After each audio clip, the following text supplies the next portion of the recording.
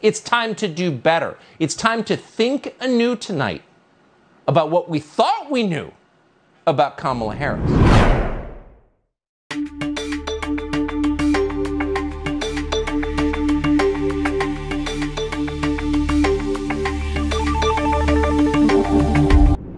is time to reassess our view of Kamala Harris. Now, if you watch the show, you know that for more than a year now, we've had a pretty conventional understanding of this country's first black/Indian/part Canadian vice president, who also happens to identify as a woman. Now, we've assumed that Kamala Harris was historically unpopular because she's historically incompetent and fake. We assume she earned her low approval numbers. And we're not alone in that. Lots of other people have come to the very same conclusion. There's currently a debate among software engineers about whether Harris is even of biological origin, or instead the product of a classified government AI project gone wrong. We don't know the answer, but we certainly understand the question. She's that synthetic. So again, until the other day, we assumed that people don't like Kamala Harris because she's highly unlikable. Keep in mind that even her own husband kisses her with a mask on. To us, that seemed like a pretty clear sign. But we're here tonight to tell you that assumptions can change, even assumptions rooted in overwhelming evidence and observable reality. Sometimes, and this happens, your entire worldview can flip upside down instantly, invert in a flash of light. Ask Saul of Tarsus.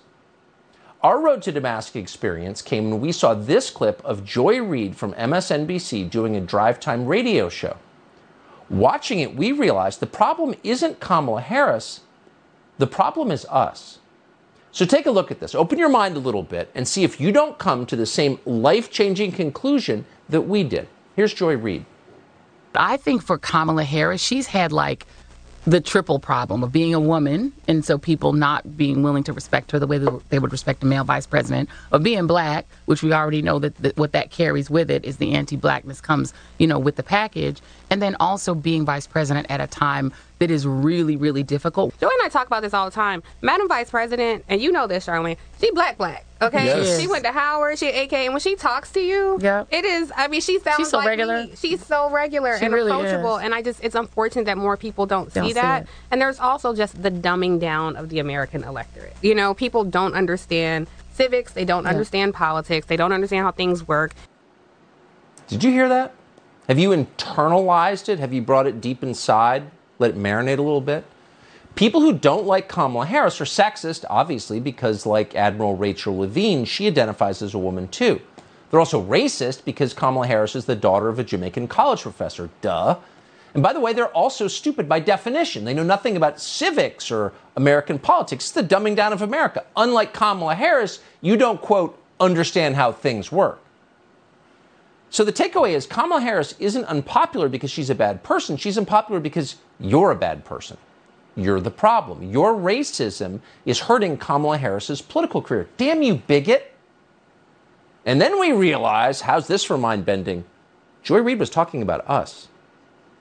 And then we broke down and shed the bitter tears of self-awareness. And our journey of education began. We wanted to know more. So we found an interview that Joy Reid recently did with a black supremacist website called The Root, a website that's now a permanent fixture in our favorites tab.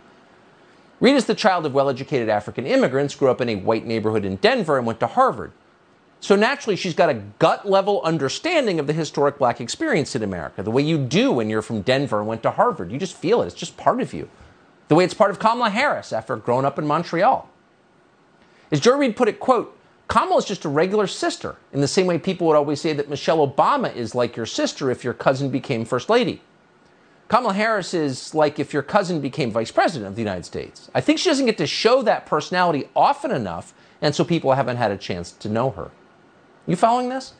So Kamala Harris is like your sister in the same way that Michelle Obama would be like your sister if your sister was your cousin and also married to the president. Why hadn't we realized that before? Well, as Joy Reid pointed out, quote, most of the media is still white and male. Of course.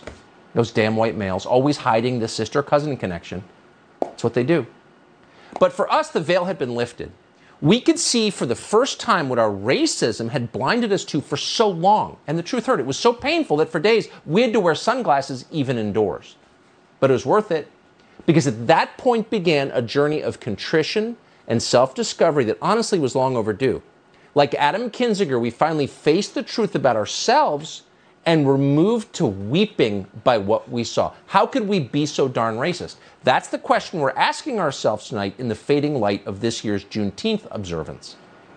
So that was the old us. We've shed it like a snakeskin. It's time to change. It's time to do better. It's time to think anew tonight about what we thought we knew about Kamala Harris.